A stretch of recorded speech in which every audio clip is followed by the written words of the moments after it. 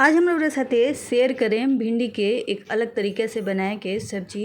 ए लेखन रोरा सब्जी बनाएम तो कढ़ाई चाट चाट के खाएम, और अगर रोरा भिंडी के पसंद ना करनी तब रोरा मांग मांग के खाएम। तो यहाँ पे रोरा देख सकतनी कि हम भिंडी ले बनी। भिंडी के अच्छा से धो के साफ कर लेवे के बा और ए तरी मोटा मोटा काट लेवे के बावे। तो एमे हम भिंडी लहसुन और प्याज डलले बानी। तो चलिए बनावल शुरू करतनी। सबसे पहले थोड़ा सा तेल डाल करके और भिंडी के फ्राई करे के बा। एमे थोड़ा सा हल्दी के पाउडर डाल दी और अच्छे से एकरा के मिक्स करके चला ली। ए टाइम पे हल्दी डालने से जौन भिंडी के कलर बनू एकदम से बरकरार रही।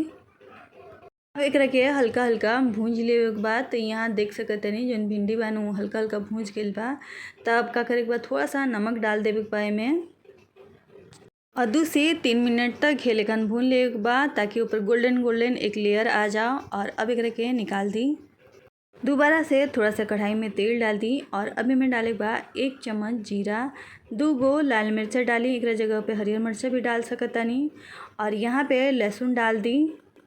अब में लहसुन डाले के बाद 6-7 गो लहसुन के स्लाइस में काट ले बनी और हल्का हल्का गोल्डन होके तक एकरा के भून लेवे के बाटे। जैसे ही भून जाई एमे प्याज डाले के बाद तो यहाँ पे हम प्याज डाल देले बनी। 3 गो मीडियम साइज के प्याज बा। एकरा के मोटा दरदरा स्लाइस में कट कर ले बनी। साथ ही 4-5 गो मिर्चा डाल दी स्लाइस में और अब एकरा के हल्का हल्का गोल्डन होके तक भून लेवे के बा। बहुत ज़्यादा नहीं भूने के। जैसे ई भून जाई एमे टमाटर डाल दी। तो 2 गो टमाटर डाले बानी। अब ई सब के 1 मिनट तक हल्का हल्का पका ली। जैसे ई पक जाई एमे डाल दी आधा चम्मच हल्दी के पाउडर, आधा चम्मच डाल दी लाल मिर्चा के पाउडर, आधा चम्मच से कम डाल दी काली मिर्चा के पाउडर और आधा चम्मच डाल दी जीरा के पाउडर और 1 से 2 चम्मच डाल दी एमे अदरक और लहसुन के पेस्ट। साथ ही थोड़ा सा पानी डाल दी ताकि अच्छा से मसाला जौन बावे पक जाओ। अब ढक करके एकरा के पका ली। अभी जौन बा नु मसाला ओकर पाक गइल बावे। यही लेखन हमरा मसाला बना के तैयार करे के बा। अब इमें सबसे ज़रूरी बात बा कि इमें ऐसन का डाली जैसे कि एकर टेस्ट बढ़ जाओ। इ त नॉर्मल भिंडी के सब्जी खानी लागता।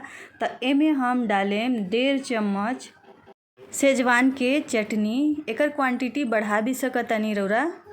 पूरा सब्जी के हिसाब से नमक डाल देम जौना हिसाब से नमक खानी। अब एकरा के अच्छा से चला ली ताकि मसाला जौन बावे अच्छा से भिंडी में लग जाओ और एकरा के ढक के तब तक पकाए के बाद जब तक कि भिंडी मुलायम ना हो जाओ। अब ये जौन सब्जी बाटे बन करके तैयार हो गइल बा। बहुत ही टेस्टी बहुत ही चटपटा बनेला। तो एक बार अपना घर में ज़रूर ट्राई करें।